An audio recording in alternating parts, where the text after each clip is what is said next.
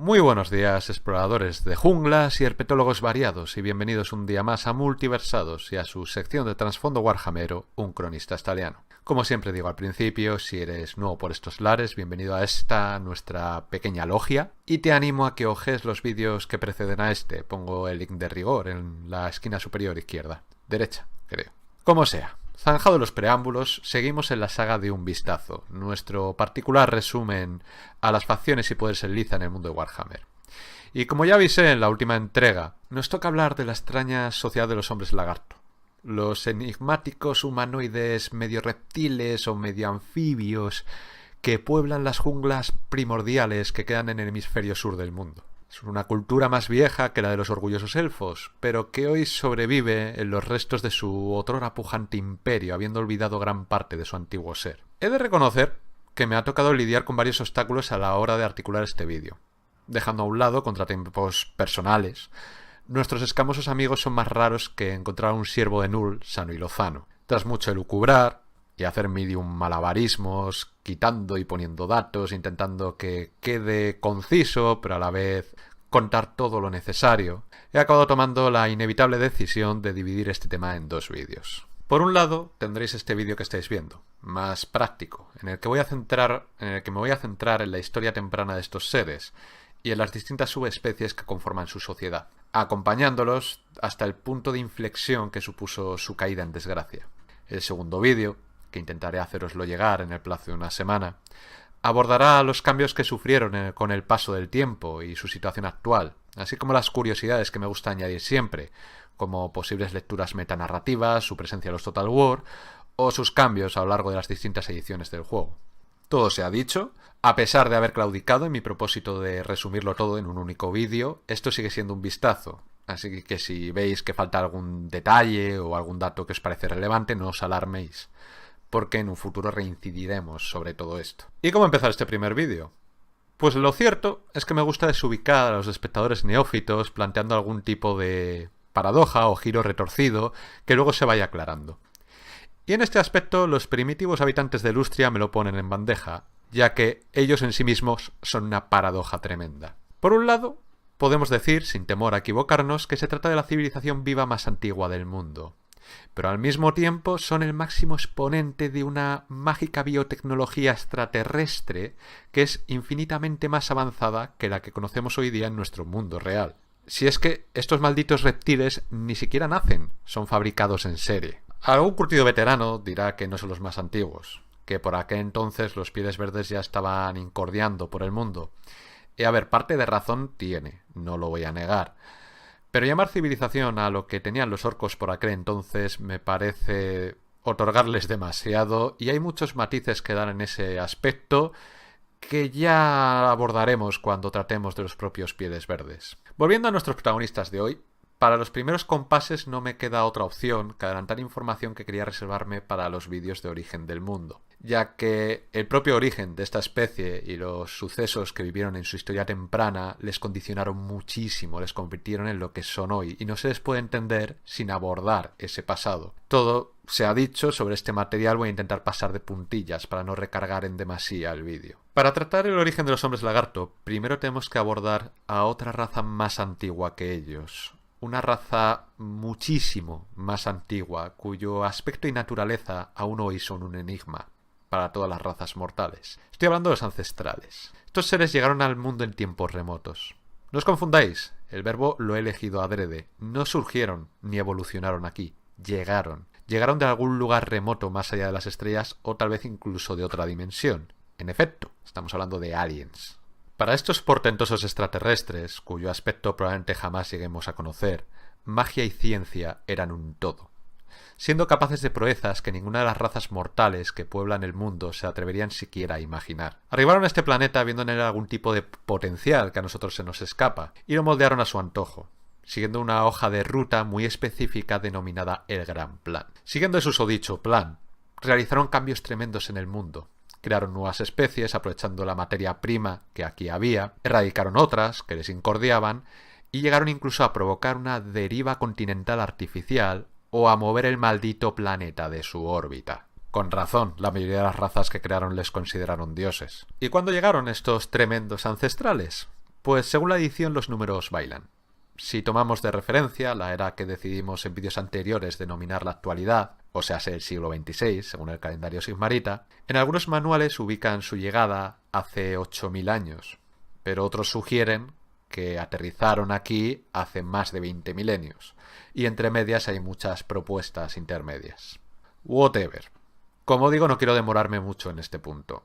La cuestión es que a pesar de todo lo aquí expuesto, ni eran omnipotentes ni eran omnipresentes, e incluso podríamos atrevernos a especular si tal vez su número fuera reducido. Debido a todo esto, y váyase usted a saber si algún otro motivo velado, tomaron la decisión de crear una sociedad que les sirviera de agentes mortales, seres que les ayudaran en sus titánicas empresas y en los que poder relegar asuntos de menor importancia que no requirieran de su atención personal. Con esta idea en mente, se pusieron a juguetear con los genes de los anfibios y reptiles que poblaban las junglas prehistóricas para crear a sus siervos, los seres a los que llamamos de manera muy ambigua hombres lagarto. Digo muy ambigua porque hay hombres sapo, hombres lagartija, hombres dinosaurio y hombres cocodrilo. Así que el nombre está un poco elegido como que a la virulé. Pero bueno, como veis no les valía una raza. Para sus fines prefirieron crear 4 distintas que actuaran como una sola. En este aspecto podrían recordar a los insectos que viven en colonias, como las hormigas o las termitas, donde hay individuos especializados en distintas labores que presentan tremendísimas diferencias con respecto a otros subgrupos de la comunidad. Tú te pones en una mano a una obrera y en la otra a un soldado y parecen muy diferentes. Pero aun en esos casos hay características fisionómicas comunes que en el caso de los hombres lagarto brillan por su ausencia. Otra cosa a la que recuerda la estructura social diseñada por los divinos ancestrales es a la sociedad perfecta planteada por Platón. En la utopía diseñada por el sabio Heleno, el pueblo se dividía en los productores, que se encargan de las necesidades materiales del pueblo, tales como alimento, construcciones o manufacturas varias. Luego estaban los guardianes, soldados estoicos de disciplina espartana, dedicados plenamente a su labor, educados para que actúen por el bien común, sin distracciones egoístas. Y por último nos encontramos a los gobernantes filósofos, dedicados a pensar, legislar y gobernar a su pueblo, buscando con su sabiduría el bien común. Este realmente es un resumen muy pobre de lo que planteaba el discípulo de Sócrates, porque ahí había más añadidos, muchos matices que deberíamos incluir, como el que eran educados de manera diferente, siendo los gobernantes los más sabios de entre los que eran educados para ser soldados, o que solo los constructores podían tener propiedad privada, solo los productores. Pero bueno, para ver lo que os quiero comentar, nos basta con el resumen previamente planteado. A la hora de mostrar a estas subespecies podríamos empezar por cualquier estrato, pero me parece interesante hacerlo de arriba abajo. De las 4 especies o castas que componen a los hombres lagarto, en el pináculo, en el rol de filósofos gobernantes, nos encontramos a los que eran los mayordomos de los ancestrales, sus subalternos más capacitados, los magos sacerdotes Slan. El aspecto de estos seres recuerdan a un abotargado batracio humanoide de extremidades disfuncionales. Son tan grandes como un ogro, pero sería un ogro atrofiado.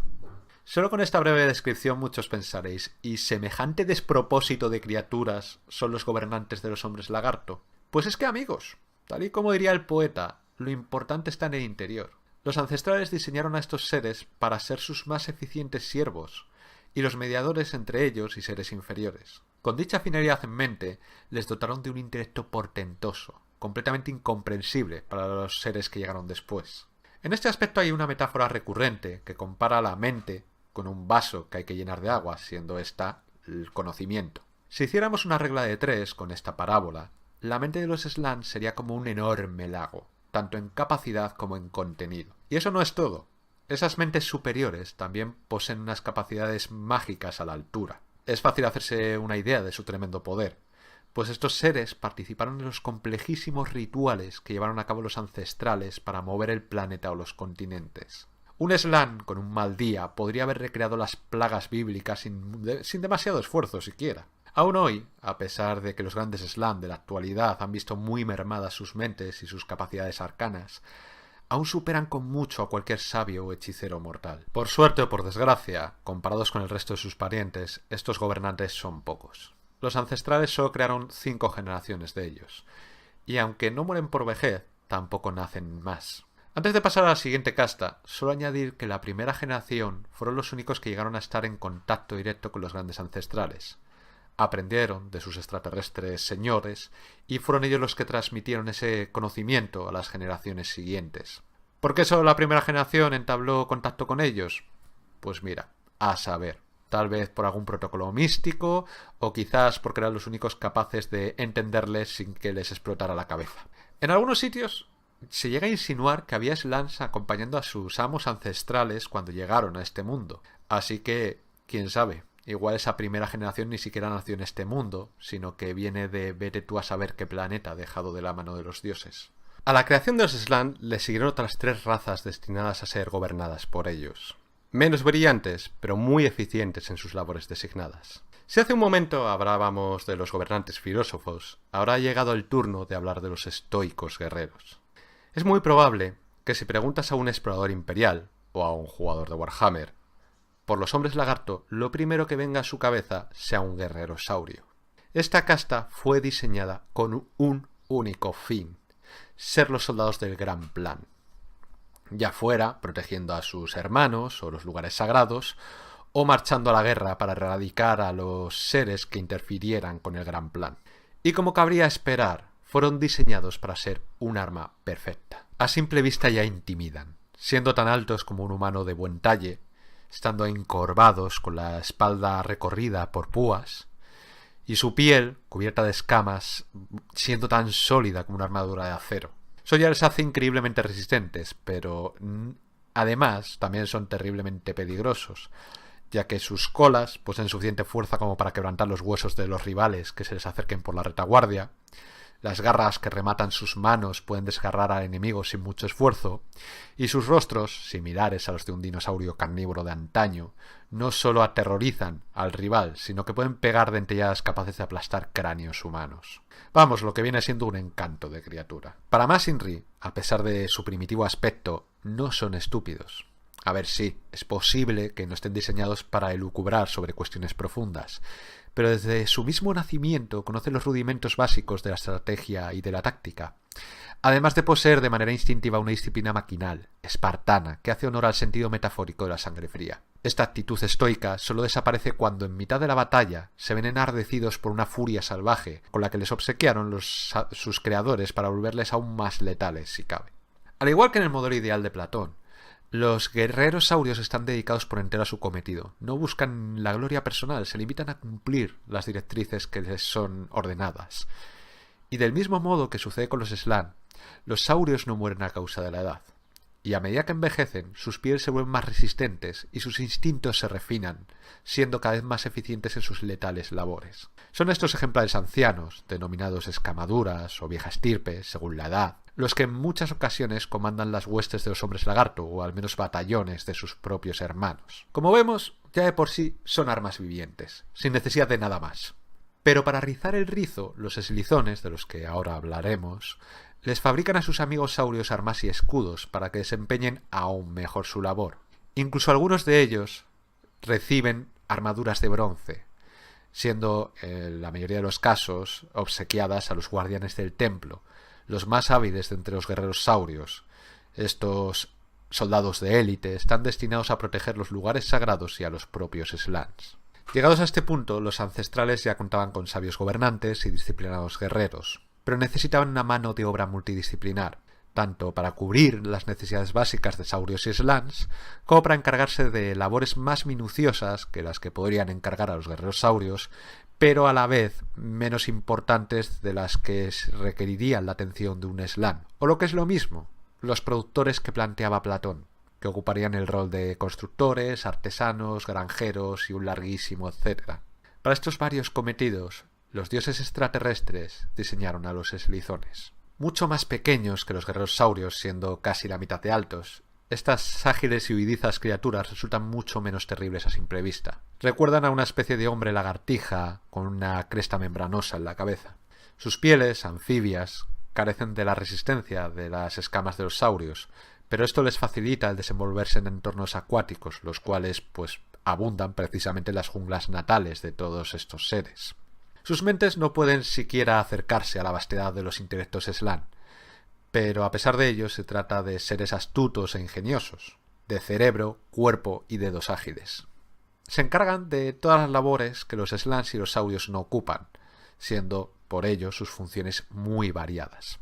Y es que no solo son la base de la sociedad de los hombres lagarto, procurando hogar, herramientas y alimento a sus hermanos, sino que muchas veces llegan a ejercer de mandos intermedios, de capataces, gestionando asuntos que no deberían distraer a un slan de sus profundas meditaciones. De entre los eslizones destacan los chamanes, poco numerosos, pero con una mente superior a la de sus hermanos. Y estando estos bendecidos con unas capacidades mágicas que, si bien no pueden competir con las de los slan, son bastante destacables. Son estos chamanes los que a menudo actúan como visires de los slan, siendo su mano derecha. En cuanto al comportamiento de estas pequeñas criaturas, son, de todos los hombres lagarto, los más mundanos y pasionales, más similares a lo que esperaríamos ver los miembros de otros pueblos. A pesar de ello, siguen estando por entero comprometidos con el gran plan, y son mucho más sociables que sus primos saurios o slans. Y esta característica no solo se ve entre ellos y con sus parientes, sino que se extiende a otros seres, permitiéndoles empatizar de manera fácil, relativamente fácil, con los seres primitivos que atestan las junglas primordiales que habitan, volviéndoles, que se dice pronto, hábiles domadores de dinosaurios prehistóricos. Aunque no fueron concebidos para la batalla, en el mundo de Warhammer todo dios ha de saber luchar, y ellos no son una excepción. Más miedosos y débiles que los saurios, compensan esas limitaciones con agilidad y astucia, además de ser capaces de manejar herramientas más complejas como ondas, cerbatanas o artefactos dejados atrás por los ancestrales. Además, su rapidez y sigilo les vuelve hábiles hostigadores y patrulleros. Y con estas tres castas habríamos cumplido el cupo de la sociedad que presentaba Platón. Pero en el caso de los hombres lagarto nos falta por mentar una, que siguiendo la metáfora del filósofo, serían los bueyes y mulos de carga. Me refiero a los enormes hombres cocodrilo denominados croxigores. Físicamente son muy similares a los guerreros saurios, pero carecen de las púas que estos tienen en las espaldas y tienen cráneos de cocodrilo en lugar de dinosaurio carnívoro. Son más desgarbados, de movimientos más torpes y nacen siendo tan grandes como un ogro.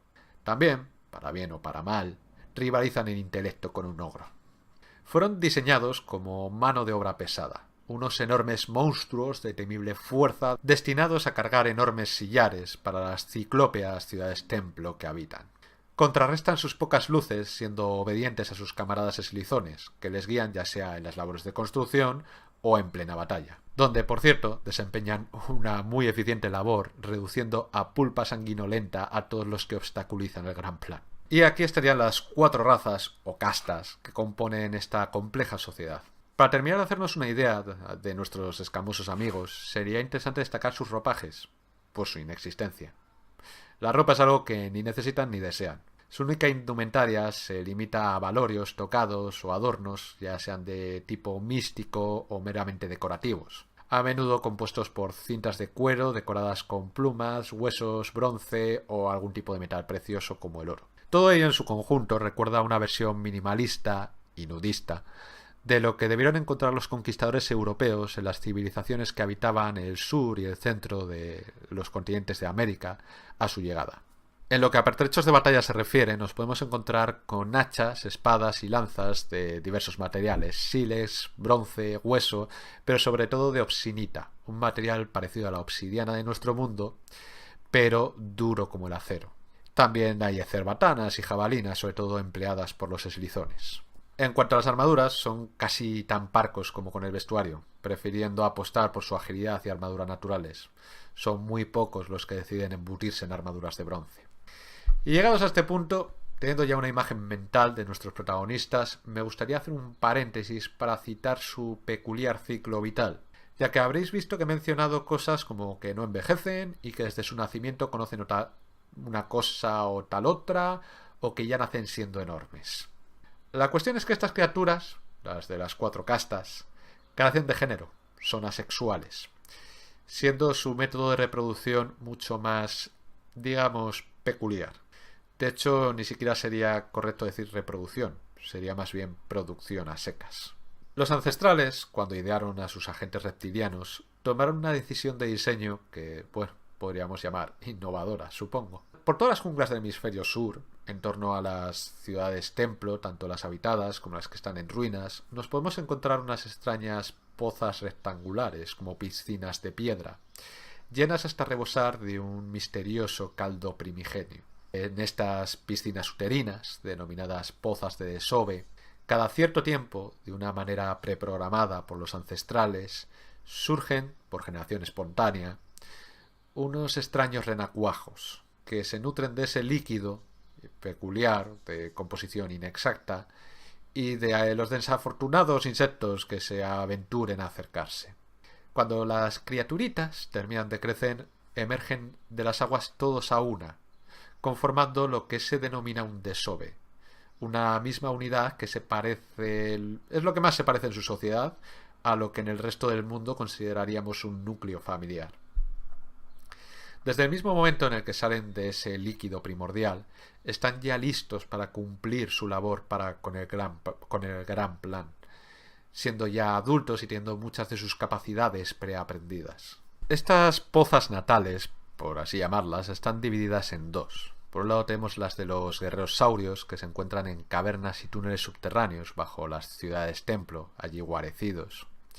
Y por otro están las pozas de los eslizones y croxigores, que comparten líquido amniótico y se encuentran en torno a la ciudad, dentro de la jungla, a las afueras. Se insinúa que este detalle de compartir cuna puede tener que ver tanto en la cordialidad que se procesan eslizones y croxigores, como en el hecho de que ambas subespecies se desenvuelvan bien en entornos acuáticos. Es importante señalar que estas singulares familias, estos desoves, poseen un lazo empático casi místico, que en el caso de los guerreros saurios es impactante. Los guerreros saurios de un mismo desove conformarán un regimiento desde su nacimiento hasta su muerte, y seguirán al líder del batallón, el más grande de entre ellos, el primero que puso un pie fuera de la poza, allí donde éste les lleve. De hecho, si ese líder muriese, uno de los restantes, en un lapso muy breve de tiempo, crecería en tamaño para ocupar su rol de líder. Y son capaces de darse sugerencias, alertas u órdenes de manera casi instintiva, con gestos muy parcos o casi a nivel telepático. En el caso de eslizones y croxigores, este lazo empático entre miembros de un mismo desove no es tan portentoso, pero también existe. Además, los miembros de un mismo desove poseen características comunes, que pueden ir desde asuntos tan baladís como el patrón de colores de sus pieles, hasta capacidades más portentosas como una mayor fuerza, resistencia o dones aún más raros. Estos desoves privilegiados son denominados desoves bendecidos y se cree que han sido, en efecto, bendecidos por uno o más ancestrales. Es raro que suceda, pero en ocasiones las pozas de una ciudad emergen al mismo tiempo de sus aguas varios desoves bendecidos por el mismo dios o dioses, dando lugar a lo que se denomina una hueste bendecida, un ejército entero auspiciado por uno o varios ancestrales. Tanto los desoves bendecidos como sobre todo las huestes bendecidas se suele considerar que están destinados a llevar a cabo grandes proezas. La última curiosidad de la que quiero dejar constancia con respecto a las pozas natales de estos seres es que los chamanes eslizones son lo que vendríamos a considerar un hijo único, ya que emergen solos de las pozas de desove, conformando desoves de un único individuo. De acuerdo, solo con lo dicho hasta este punto ya bastaría para que os hicierais una idea general de las fuerzas de los hombres lagarto, de los seres que componen su sociedad. Pero, si me lo permitís, quisiera hacer hincapié en un dato mencionado solo de pasada, y es que llevan a la batalla malditos dinosaurios. Los nombres en Warhammer cambian, siendo denominados carnosaurios, bastidones o similares. Pero a efectos prácticos llevan a tiranosaurios, triceratops y seres del palo a las contiendas, ya vayan a pelo, pasando cual apisonadoras por encima de los ejércitos rivales, o llevando encima algún jinete, una pieza de artillería mística o un fortín atestado de eslizones, son algo verdaderamente terrible de ver si estás en el lado equivocado de la contienda.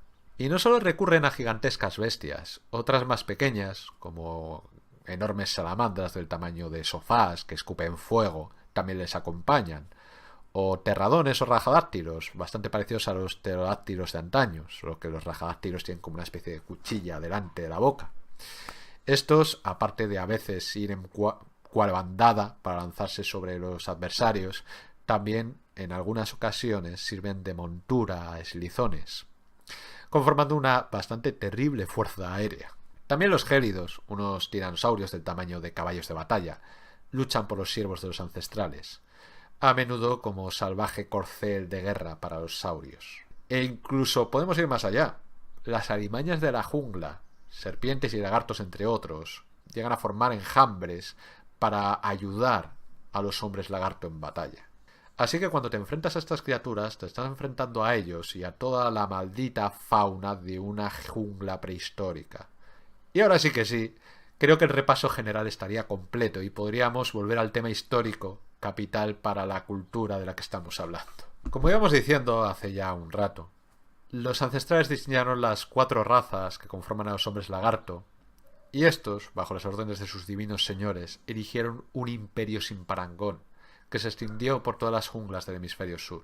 Allí fue donde construyeron sus ciudades-templo, las que aún hoy habitan, enclaves monumentales plagados de colosales zigurats y avenidas adoquinadas, lugares donde la arquitectura y la escultura se tallaban buscando ensalzar tanto a sus divinos señores como a sus hermanos lagarto o incluso a la fauna primitiva del lugar.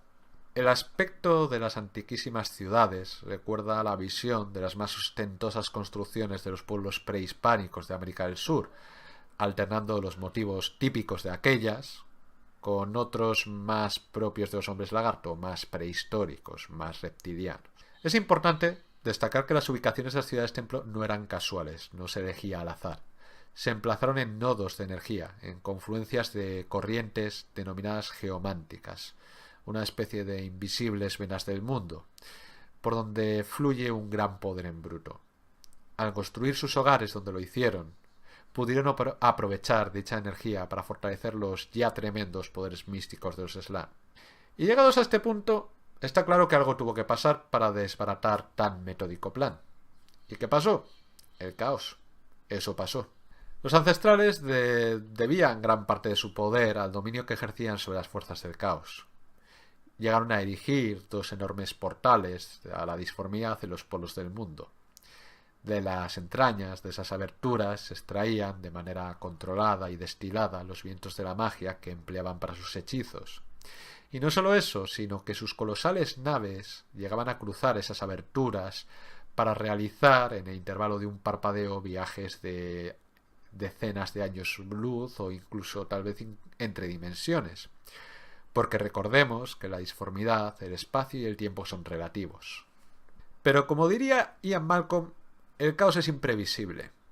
Y en cierto momento de la historia los portales colapsaron. Tanto las precisas máquinas de los ancestrales como los complejos encantamientos que las protegían se vinieron abajo, y los controlados accesos estallaron, convirtiéndose en incontrolables fisuras. Sí, esas fisuras de las que hemos estado hablando en los episodios del caos. En este punto no se sabe si los ancestrales murieron durante el colapso, huyeron o qué fue de ellos. Lo único cierto es que desde ese momento desaparecen de los anales de la historia. Y así fue como comenzó la Gran Catástrofe. La Gran Catástrofe que todas las razas antiguas recuerdan con pavor. Y esta raza aún más que el resto. Y aquí os voy a meter un cliffhanger como una catedral, porque creo que es un buen punto para cortar el primer episodio, que me temo que ya se ha alargado más de la cuenta. Continuaremos desde este mismo punto en el próximo episodio dentro de una semana y espero que os haya gustado. Sé que ha sido más denso de lo que os tengo acostumbrados, pero es una raza especialmente compleja. Espero que no haya sido muy ladrillo. Un placer teneros por aquí y hasta la próxima.